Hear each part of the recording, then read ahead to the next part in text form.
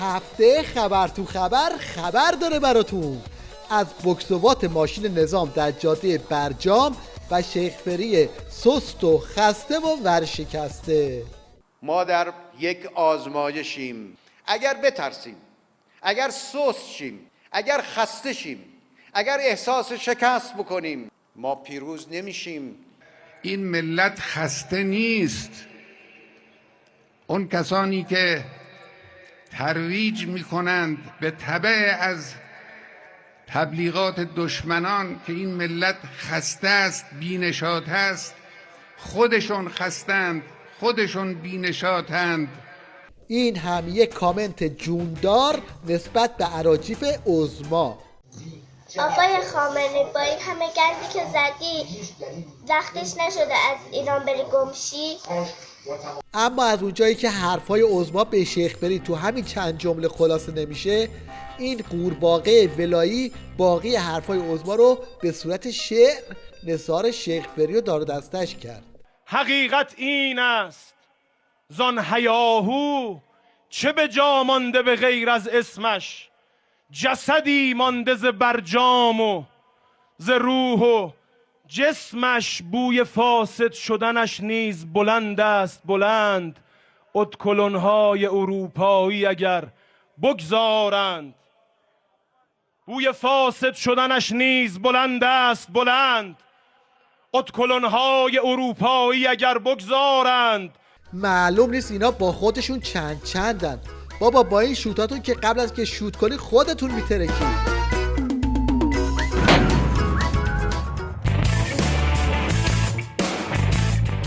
وسط این جنگ و دعوای برجامی بشنوید از این وزیر مشنگ اقتصاد که اوضاع و احوال اقتصادی رو اینطوری تشریح میکنه.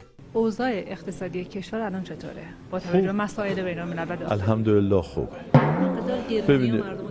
ببینین این واردات کاهش پیدا نکرده، مواد اولیه، ارز تغییری پیدا نکرده، روی صادرات کاهش پیدا نکرده و اتفاقا قیمت ارز تثبیت شده است، یعنی نگرانی از آینده نیست. بله اوضاع خیلی خوبه، اونقدر خوبه که تو بحبوحه جام جهانی یه مسابقه تلویزیون هم نمیتونید ترتیب بدید. خودشون جایزه تعیین کردن اما به خاطر اوضاع خوب اقتصادی جایزه رو تغییر دادن.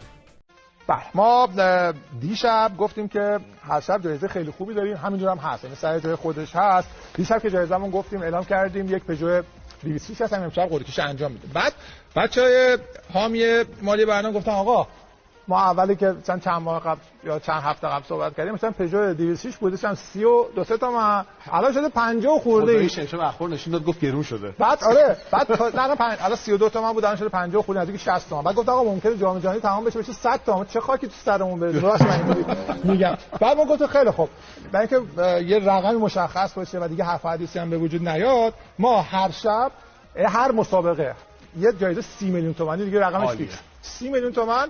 وضعیت خوب اقتصادی رو دیدید؟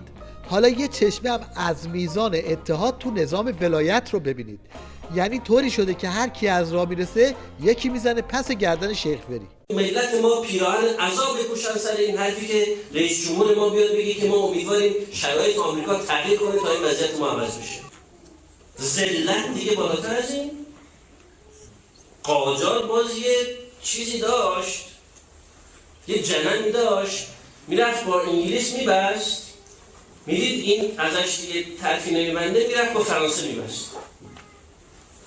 هیچ وقت قاجار مثلا با انگلیس بسته بود دید انگلیس نشد، منتظر دخیل نمیبست که آقا بزن بریم رئیس انگلیسی رو عوض بشه بلکه مثلا رابطه با این خوب بشه.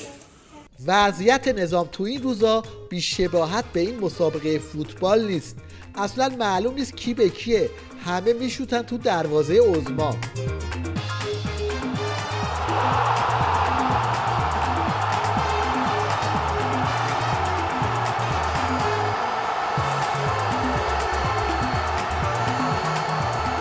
البته وسط این اوضاع قمر در عقرب یه دفعه اعترافاتی مثل این هم میزنه بیرون. یعنی ببینید چه فشاری رو نظامه که داد مجلسیام در اومده. مشکل مدیریت، به والله مشکل مدیریت. اون نهادهایی که گردن کلفتی میکنن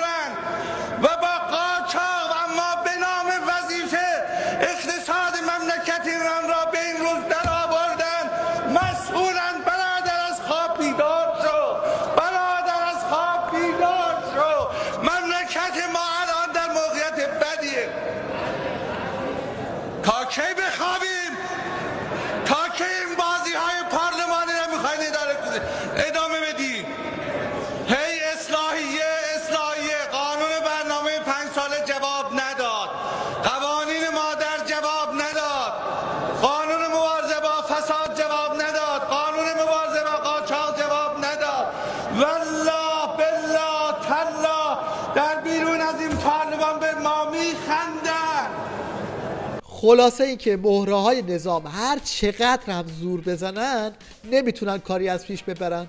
آخه اونی که اون طرف تنابه خیلی پلنگه.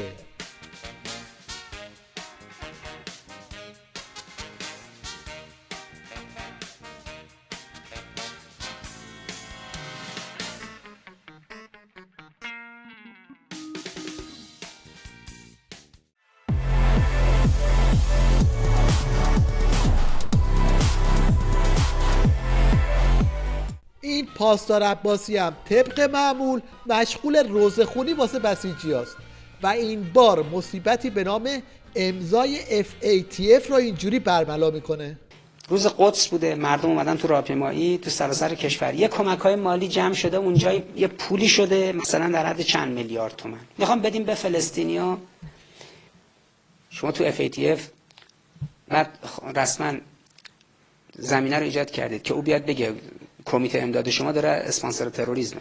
بعد میبینید یه پازلی در میاد که در اون پازله مصیبت هایی که برای نظام شکل میگیره در سالهای آینده دیگه نه آقای ظریفی هست بیاد جواب بده، نه آقای عراقچی هست، نه آقای شمخانی هست که بیاد بره تو مجلس. حالا اگه کسی درباره ته خط برجام ابهامی داره، این تیکه از حرفای این ولایتی مافنگی رو خوب گوش کنه. میگه برجام بهانه است، بیرون کردن ما از منطقه نشانه است. بنده به عنوان شاهد شهادت میدم بارها و بارها مقام معظم رهبری تاکید میکردن که هیچ کس حق نداره از این مجموعه‌ای که برجام صحبت میکنن یک کلمه راجع به منطقه صحبت کنه. هیچ. اون کریه عرض کنم به حضورتون که میخوام بگم مارمولک چی بگم هر چی بگم به اون حیوان ستم کردم. این موش مرده همه کار میکرد، هدیه می آورد، چه میکرد روز عید نوروز با لهجه کج کولش تبریک میگفت میشه راجع به سوریه خود صحبت کنی که خب کسی حق نداشت یا اجازه نداشت صحبت بکن. اصل قضیه منطقه است. البته این داد و قال ها دیگه فایده ای نداره. این حرفا بیشتر شبیه شلیک خمپاره های نم کشیده میمونه.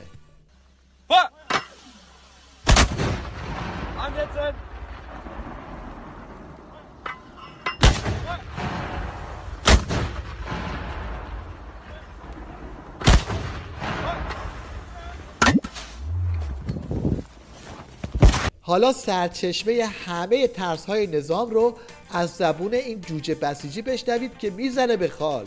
اما توی اون شلوغی یهویی حمله میشه به پاسگاه پلیس. شما انتظار داری وقتی به پاسگاه پلیس حمله میشه پلیس چیکار کنه؟ وظیفه‌ش دفاع کنه، چون اسلحه خونه داره. چون اگه اسلحه خونه بیفته بدبخته.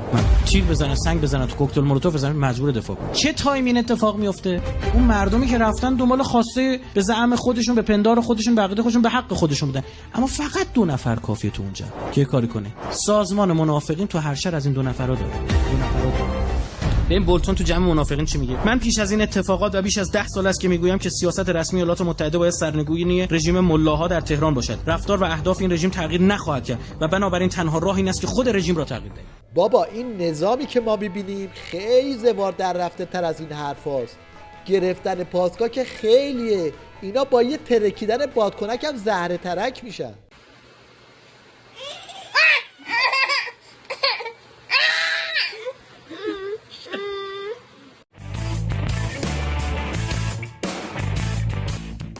این گروگانگیر سابق و شخصیت اصلاحاتی اعتدالی فعلی درس خوندن بچهش تو آمریکا رو اینطوری ماسمالی میکنه.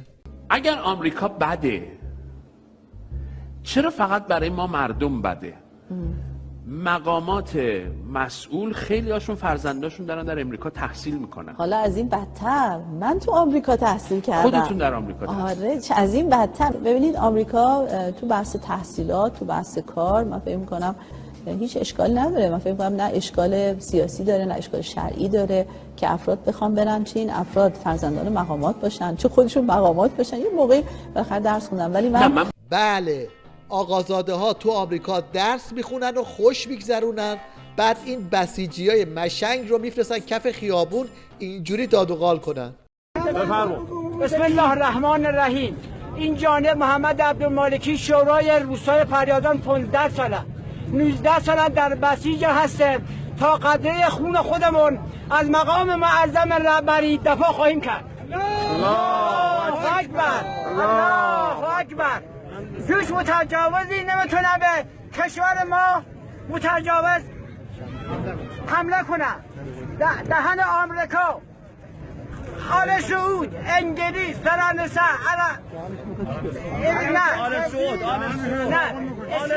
اسرائیل بزنیم تو دهنشون. حکایت این بسیجی‌ها حکایت این گربه است که هیچ تصویری از حریفش نداره. خبر ندارن اگه با همین حریفا روبرو بشن قافیه رو باختن.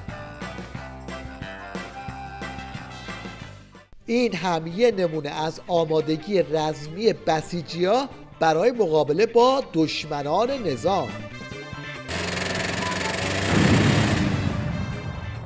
و حالا این شما و این هم یه سوتی تاریخی متعلق به اسلام است. مقام معظم رهبری هم فرمودن این وعده الهی خواهد بود که قدس نابود خواهد شد و ما به این وعده امیدواریم.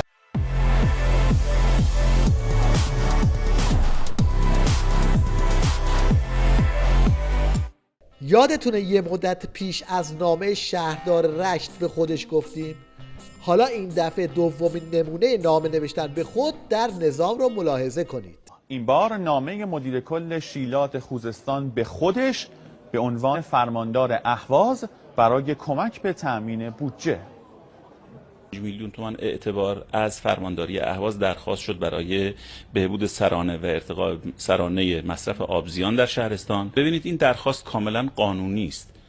مدیر کل شیلات به عنوان یک شخصیت حقوقی با سرپرست فرمانداری اهواز به عنوان یک مقام قانونی مکاتبه میکنه. نمونه بعدی سیخداغ کنه که مخصوص نشئجات مقام عظما طراحی و ساخته شده. به نام خدا، محصول جدید ایران، زنده باد وطن. این سیخداغ کنه برای رانندگان عزیز که وقت پیکنیک ندارن، داغ میکنن سیخو به این صورت. آقا ببخشید سیخو میزدیم تو ببینن ملت عزیز. بله اینو میزنن تو، سیخ قرمز میشه و مواد افیونیشون رو استعمال میکنن. بله تعداد بالا هم هست.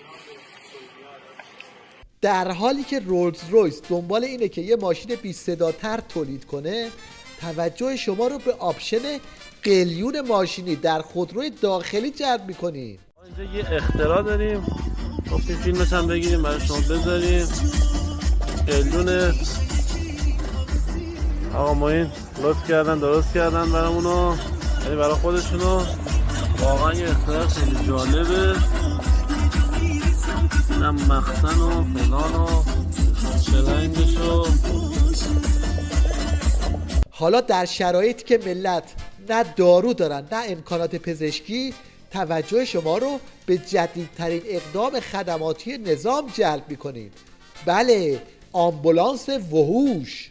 ما یه کار خوبی رو در محیط زیست استان البرز شاهد بودیم. آمبولانس مربوط به وحوش رو امروز رونمایی کردیم. اینجا هم زنها مطابق قوانین خود رژیم داشتن به صورت جمعی سرود میخوندن که سر و عمامه یه آخوند پیدا شد و همین رو هم تحمل نکرد و به سادگی قطعش کرد.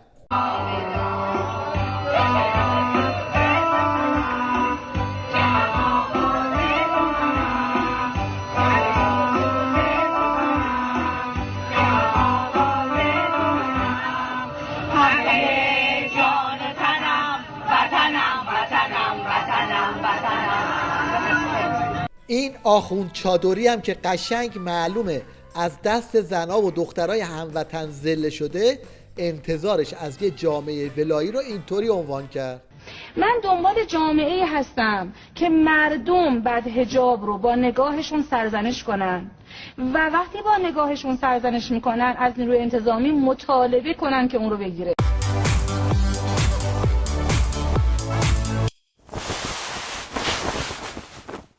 در انتها به مناسبت جام جهانی فوتبال توجه شما رو به یه هنرنمایی جالب با توپ گرد جلب می‌کنیم.